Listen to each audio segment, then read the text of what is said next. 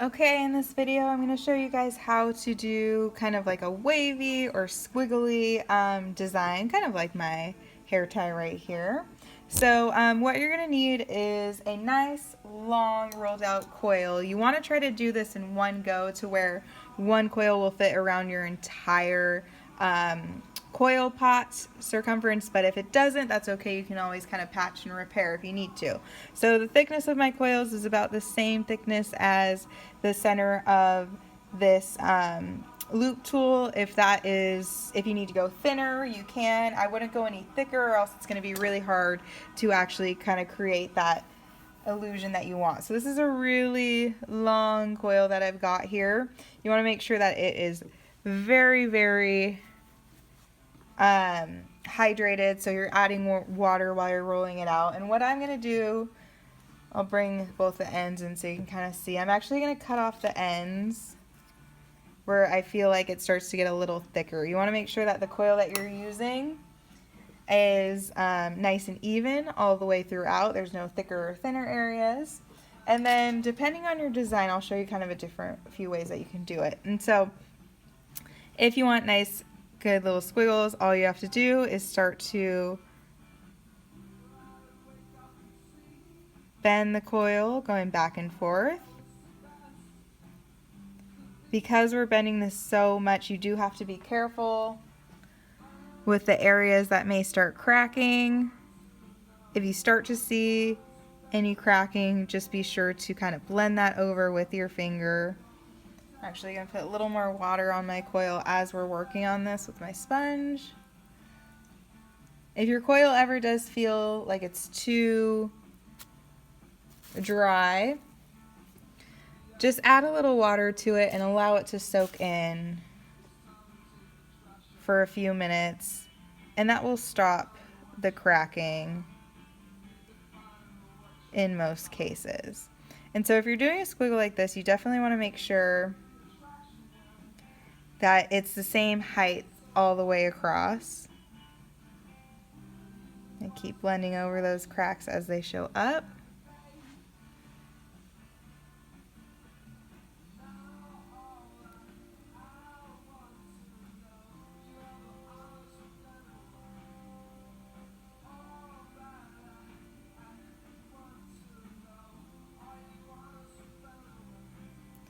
And like I said at the beginning, you want to try to get this so that it's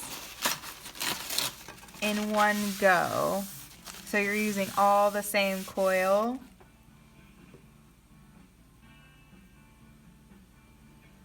For the design.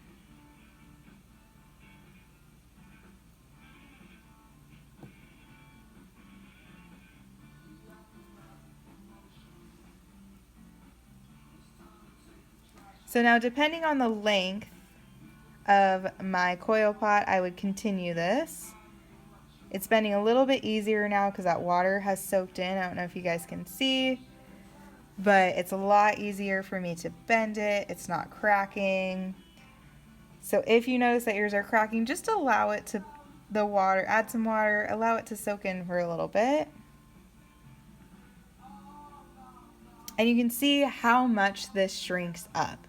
And so now, looking at my coil pot that I have here, this probably isn't long enough to go around the entire side of it. So I'll actually take it off here so you guys can see a little bit better.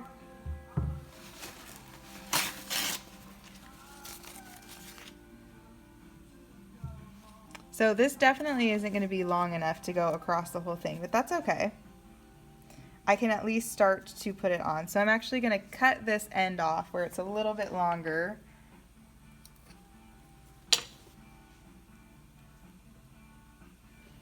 And then what you would do to attach this is score with your toothbrush along the bottom here. And then I would blend on the inside to start to attach this.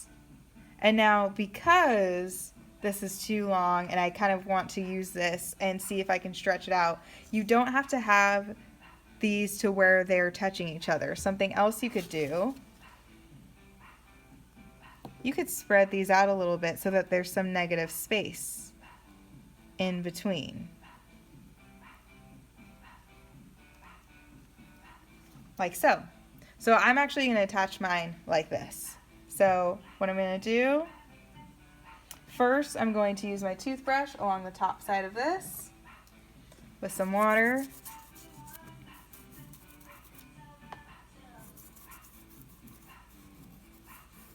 Score that where I'm going to be attaching it. I'm going to score along the underside.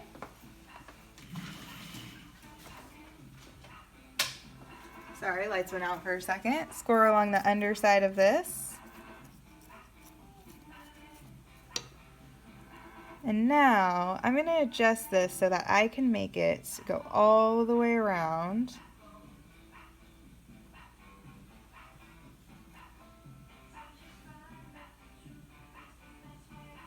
And depending on how long I want this to go, the further apart these will be. So I'm just kind of stretching it out.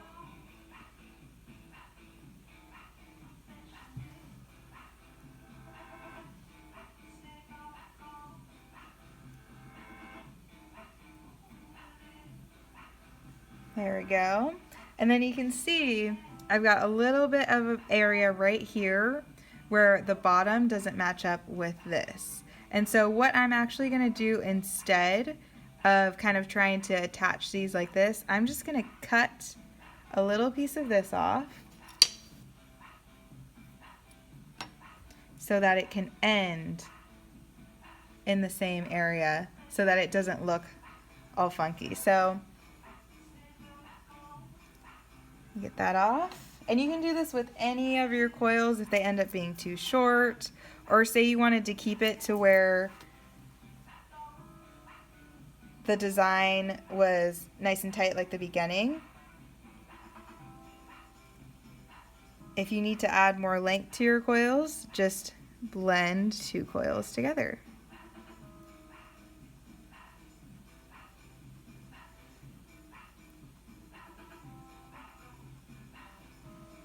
Alright, so now I've got those two to where they're together. It's a little messy, so I'll have to go through and clean it up. But now I'm going to check, make sure all of my kind of squiggle areas are the same height, the same kind of distance apart. It's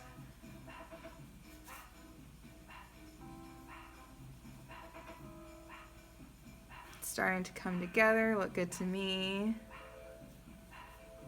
Looking good. Okay, and once I know I have these in the right spot, you can kind of turn on its side so you can see. Once I know I've got this in the right spot, then what I'm going to do is just enforce that attachment using my wooden blending tool.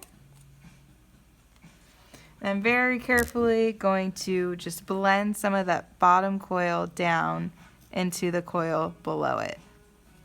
And so because with this example I've got such big gaps, you just have to be really careful and be sure that these attachments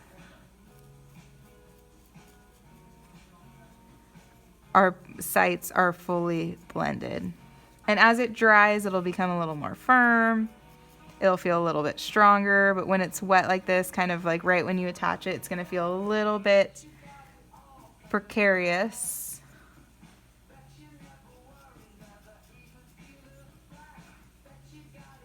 But I want to blend down all of those. And then if you have something like this to where it's got a lot of spaces in it and you were to go put another something on top of it, you might want to let it dry a little bit because the weight of coils on top of this may cause it to squish. So you might want to leave it out for a little bit, 30 minutes, or leave it in the sun on a warm day for 10-15 minutes. Let these dry out a little bit so that they're strong enough to hold anything that you may want to put on top.